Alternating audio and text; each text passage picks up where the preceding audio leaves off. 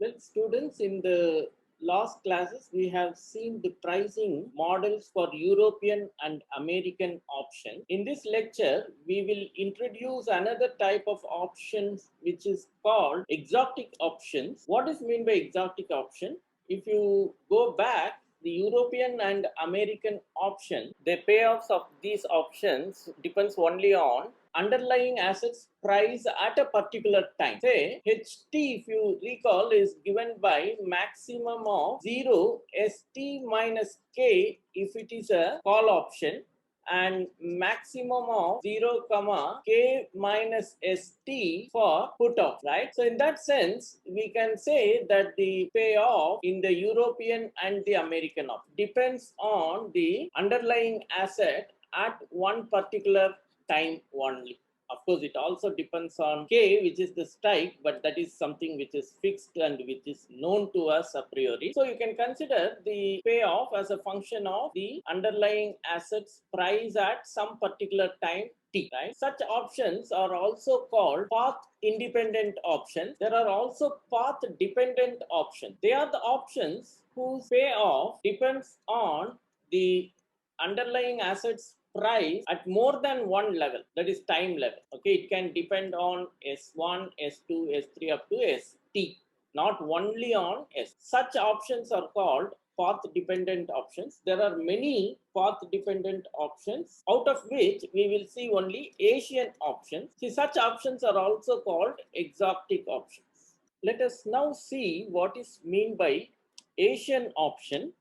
An Asian option is basically a European contingent claim, that is European option, whose payoff depends on the average price of the underlying asset. It doesn't depend just on ST, but it depends on an average price of the underlying asset, where the average is taken over different time levels. So we have two types of Asian options, namely fixed strike Asian option and floating type Asian options. Fixed strike means your strike is fixed, but your price of the underlying asset ST in the previous case is replaced by some type of averaging of the prices at different time levels. We will define what is AS later.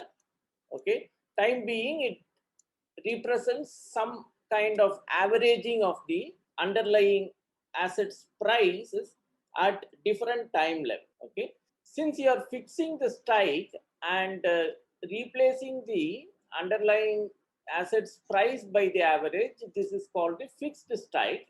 Whereas the other type of Asian option is those in which this underlying asset price is fixed, as in the previous cases, that is in the European and American options, but the strike price is replaced by the average price. Okay, so these are the two ways that you can define Asian options.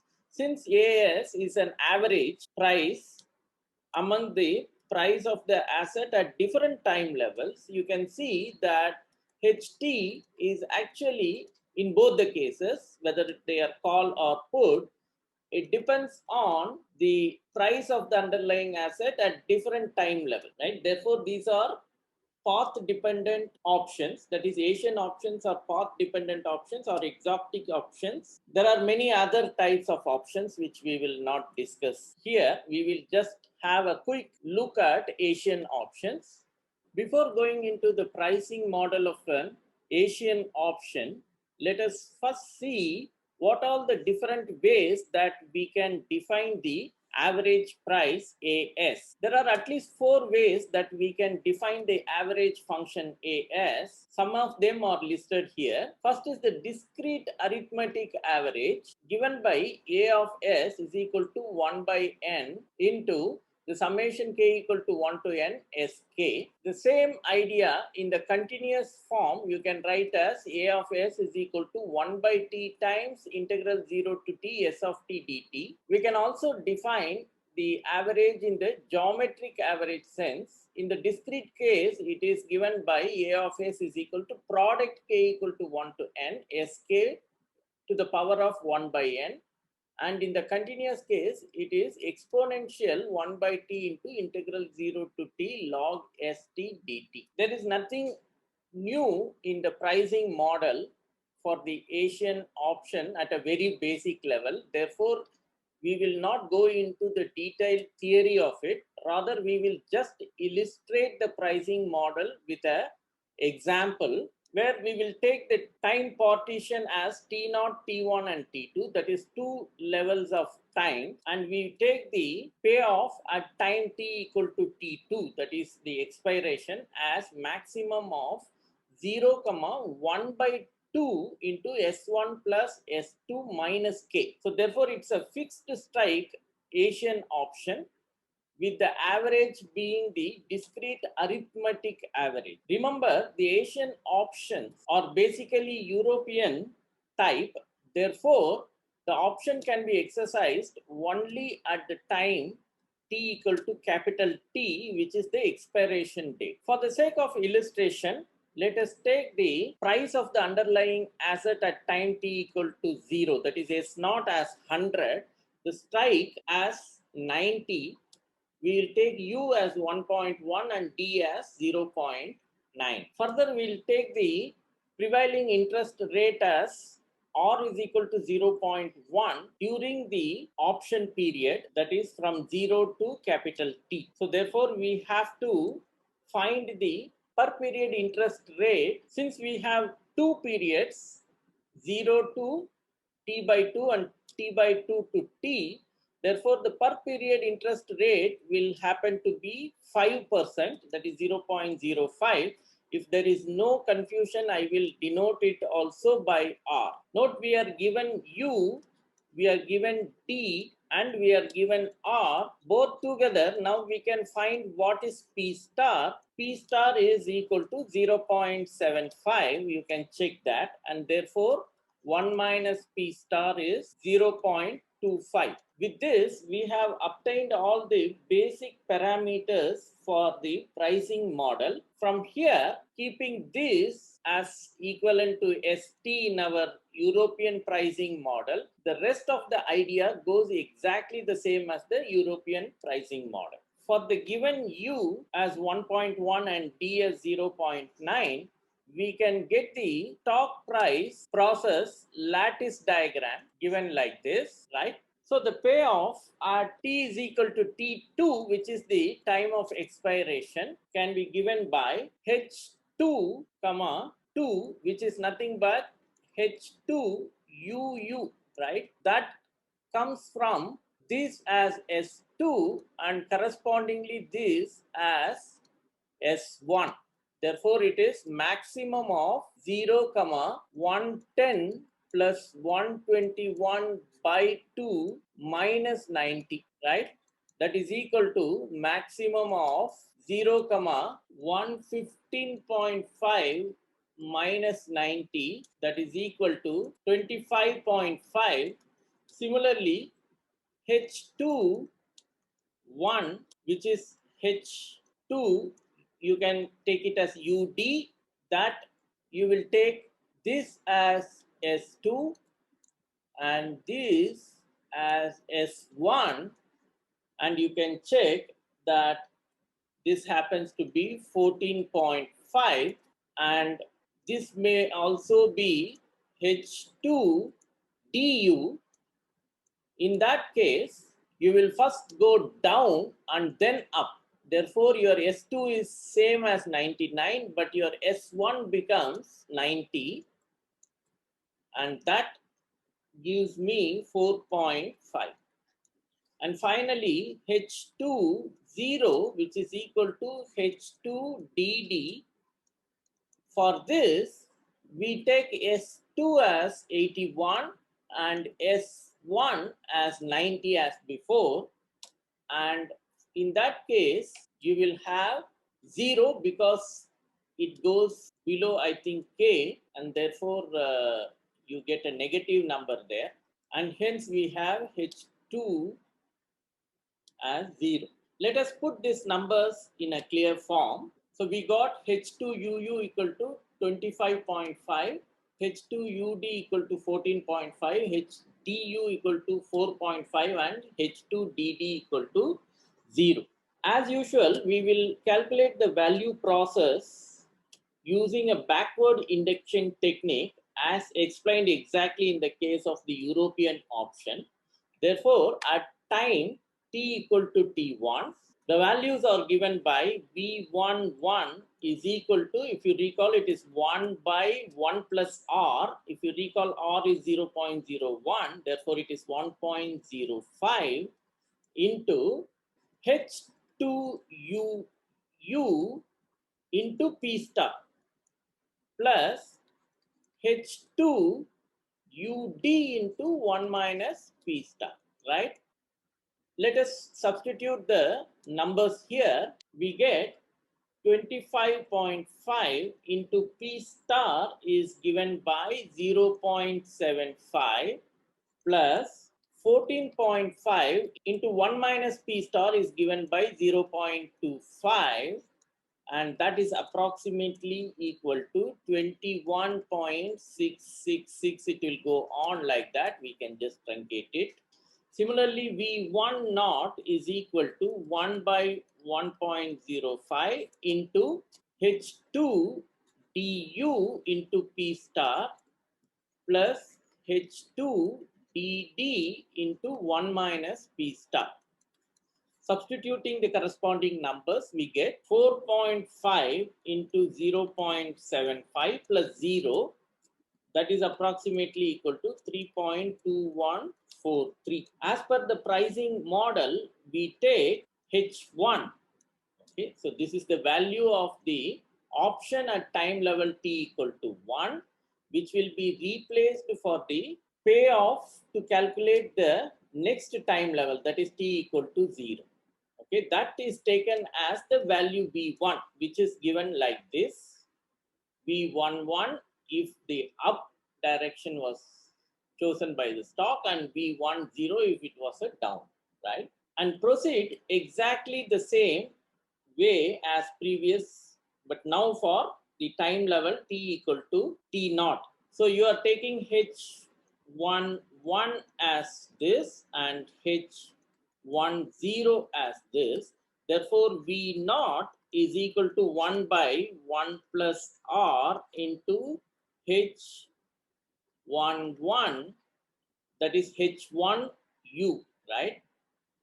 P star plus H10, that is H1D into 1 minus P star, that is taken as 1 by 1.05 into H11 we have taken as V11, therefore it is 21.6667 into 0.75 plus H10 we have taken as V10, therefore it is 3.2143 into 0.25, and that is approximately equal to 16.2415. So now again the pricing model theorem we can use and take H naught, which is the required price of the option at time t equal to 0, and that we will take as V naught, and that is approximately equal to 16.24, and that is the answer. This is the price of the fixed strike discrete arithmetic average Asian option with strike k equal to 90. Okay, so fixed strike means you have to use the corresponding cutoff formula, and discrete arithmetic average means you have to use the corresponding arithmetic average formula for A of S. Remember, A of S information is given here, and HT information is given in the form of fixed strike. So once we give this, the later part goes exactly the same as the European option. Up to now, we have studied the option pricing models with particular cases of European, American, and Asian style options. And that too, if you recall, we have developed the theory only for single assets. That is, we have always taken our trading strategy as phi comma theta, where theta is a scalar. But if you recall, in our strategy definition, we have taken theta as a vector. It means our basic theoretical framework allows us to work with trading strategies where the risky assets are more than one in our portfolio at each time level. But the models that we have developed so far takes only one single risky assets. In that way also we have developed only particular case of the option pricing models.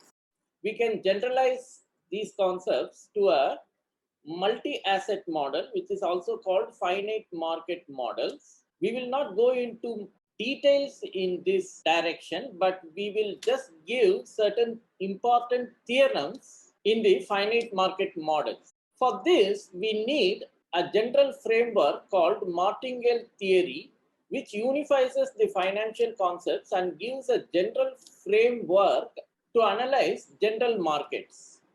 For this, we first have to formally define the conditional expectation. Note that in our previous discussions, we have already used conditional expectations extensively, but we never formally defined it. Rather, since it comes as a particular situation, we directly used its expressions into our model. But now, in order to set up a discrete time martingale, we need to rigorously define the conditional expectation. So let's do it. Remember, we are giving a general definition for conditional expectation. So we will take a general random variable defined on a probability space SFP, where the random variable X has a finite expectation. Now take a sigma field F1, which is a subfield of our original sigma field F on which the random variable X is defined. So given all this, what is meant by conditional expectation of X given this information? Remember, the sigma fields are interpreted as informations available to us time to time, right? So suppose you are given this information F1, then what can you talk about the expectation of X? That is what is the conditional expectation. The conditional expectation of X given F1 is yet another random variable, let's say denoted by Y. Later we will give the precise notation for it. Time being, let us imagine it as another random variable which is denoted as Y, where it is defined on the probability space SF1. So because it is confined to this information, therefore it is Y is a F1 measurable random variable. It means you pull back any Borel measurable sets from R back to S, it comes and sits as a event in F1. And since we are going to talk about the expectation of Y, therefore the probability measure should also be defined. Let's take the probability measure as the same as the probability measure given for the random variable X. So the random variable Y on this probability space is called a conditional expectation of X given the information F1 if the following condition satisfies. What is that? You restrict Y to any event in F1. Here, remember, 1A is the indication function defined by 1 if X belongs to A and 0 if X does not belong to A. So this is a function of X and it is given like this. Therefore, Y1A of X is Y of X if X belongs to A and 0 if X does not belongs to A. That is what this means, and it is also a random variable on the same space SF1P, right? So this is a random variable on SF1P, and now you have X defined on the probability space SFP. So this is more finer information you have, right? But you are restricting it to the information F1. That is what this means. If you restrict X also to this information F1, Then the expectation of x and the expectation of y, remember y is already a random variable defined on this lesser information, right? They both should be equal. That is what is called the conditional expectation. We denote this y as e x given f1. This is how we denote it. This is a very familiar notation to you because we have already used this notation at every time level while developing the pricing model, but its precise definition is given like this. Just observe that I have given a conditional expectation. Why? Because the conditional expectation of x given y is in general not unique, because you may redefine y on a set of probability 0, and that can also serve as a conditional expectation for you. Therefore, in general, conditional expectation is not uniquely defined. However, it is unique up to almost sure sense. So therefore, whenever you talk about the conditional expectation and its properties, you are supposed to always prefix almost surely like that, which is generally written in the probability as AS, right? But since it comes everywhere, we just avoid it. But keep in mind that conditional expectations are defined almost sure sense only. Let us try to understand the definition of conditional expectation through an example which is very familiar to us. Consider a filtration probability space S, F star, P, and the filtration Fk defined on the discrete time levels T0, T1 up to Tn. That is, these filtrations are defined on these time levels. Let's assume that the probability measure is given like this, where P star is the risk neutral probability and U being the number of upward movements of the stock, and ds is the number of downward movement of the stock. Remember, each sk is either upward or a downward movement, right? And we can take our sample space S as S1 cross S2, that is the product space, where each Sk is the outcome of the stock movement at the time level T equal to Tk, which is either up or down. Therefore, you start with S0, you either go up where you will be reaching S0U, or you go down and reach S0T. This is denoted as U and this is denoted as T, and this one time level is what is called S1, and similarly you have S2, S3 and so on. For a particular K in the index set 0, 1, 2 up to n, let us introduce the following notation. Sk dash is the product S1, S2 and so on up to Sk, and Sk double dash starts from the next time level Sk plus 1, Sk plus 2 and goes till the expiration Sn. Remember, with this notation we can write S as Sk dash cross Sk double dash, right? It means what? You give me any outcome in S can be written as S is equal to Sk dash, comma, Sk double dash, right? So you're just splitting the tuple S into two parts. One is the past, Sk dash is the past and Sk double dash is the future with respect to the present time Tk, right? We are just splitting the past and future. Okay, what is the advantage of introducing this notation? If you recall, we have used this notation BSK as the set of all outcomes of the random experiment such that the first K components of S is equal to Sk. So if you go back, we have used this as partitions at every time level, and with that partition we have generated the sigma field Fk, right?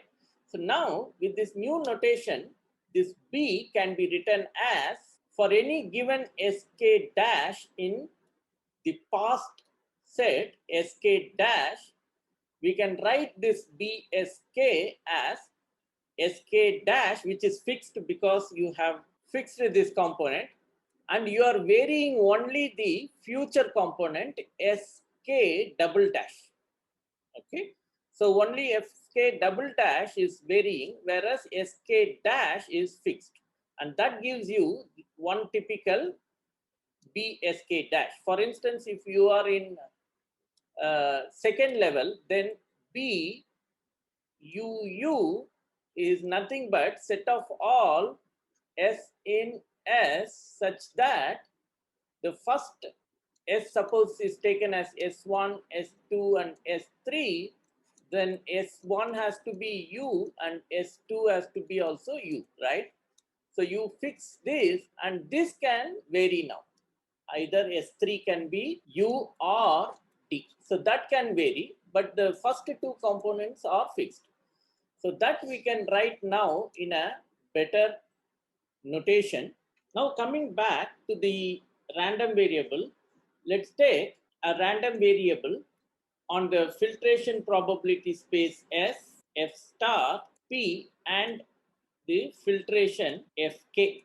We propose the conditional expectation of X given any Fk as a random variable. As usual, we know by the definition we have to take any particular k. Let k be an index in 0, 1, 2 up to n. We claim that this as a random variable is given by this expression. Sigma alpha belongs to the future Sk double star P star U of alpha, that is the number of ups in the future, into 1 minus P star into D of alpha, number of downs in the future, times X of Sk dash, that is the past, which we know already and it is fixed, through this S. So your S is given, therefore Sk dash is fixed. Of course, Sk double dash is also fixed, but now you are taking the summation over all that. Okay, but Sk dash is coming from your S, comma alpha. Therefore, you can see that this, although you wrote it as a function of S, finally it becomes a function of Sk dash only. Okay, that's the observation you should have here. And this is true for every S, which is equal to Sk dash, comma Sk double dash in your sample set S. So what is the realistic interpretation of this expression? That the best prediction of X, okay, the expectation is a kind of averaging all the possibilities, right? So the best prediction of X given the information at the kth time level, that is Fk, is nothing but the average of X over the remaining outcomes alpha. So you are taking, in a sense, average of all the outcomes in the future. Okay, so that is what is the interpretation of this. Now we have to prove that expectation of X given Fk, which is a random variable. If you recall, we have just taken it as Y.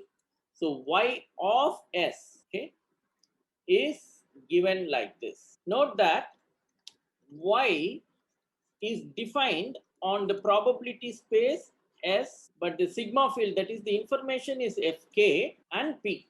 Okay, more precisely it is Fk dash, but nevertheless it is also having Sk double dash components here, but that is further averaged here. Okay, the future is averaged. So how will you prove that the conditional expectation is given in this particular case by this formula? Remember, we are not going to get into the general discussion on conditional expectation, because in our application we have a very specific problem, and we will just try to understand how to handle this conditional expectation in this particular case. Therefore, let us just prove that in our particular case, the conditional expectation, the general formula is given by this. So we have to show that the expression for the conditional expectation x given fk is given like this for every s in the sample space S. So to prove this, let us take the right hand side of this expression as y of S. Then we have to show that E of y restricted to any event A in the sigma field Fk is equal to x restricted to A for all A in the sigma field Fk. So this is what we have to prove. In fact, it is enough to prove that this equality for A is equal to Bsk dash, right? For every Sk dash belongs to Sk dash, right? So that is what is meant by this. Therefore, let's try to restrict ourselves to proving this equality for every Sk in the sample set Sk dash, which is the past. We start with the left hand side, expectation of y restricted to Psk dash is equal to, by definition of expectation, this is the sum over all s in Bsk dash y of s, p of s, right? So remember, in this element s, the first k components are fixed as sk dash, and it varies only with the second part of the components, that is sk double dash. Therefore, this can be written as sigma set of all sk double dash belongs to B sk double dash. This is the future sample space. Y sk dash, which is fixed here, sk double dash, which varies in this sum, and probability of sk dash sk double dash. Let us put the definition of this probability. We know how it looks like. So P star U of sk dash sk double dash, right, into 1 minus P star into D of sk dash sk double dash. Now this can be written as P star U of sk. See, number of, what it means, it is number of ups overall in the outcome S, right? So that is, S is divided into the past, that is sk, and future sk double dash, and therefore this number is equal to the sum of the ups in the past plus the sum of the ups in the future. Similarly, for the down, you have the downward direction in the entire stream S, that is the sum of the downs in the past and the downs in the future. So you can write like this. Now look, you have the summation over the future only. Therefore, the past quantities can be pulled outside the summation. Therefore, you can write P star U of sk dash into 1 minus P star of D of sk dash. These are the past quantities, and then you write the remaining. So you get this. Now you see, you already have an expression for yk. What is that expression? You have simply taken or denoted this by y of s, right?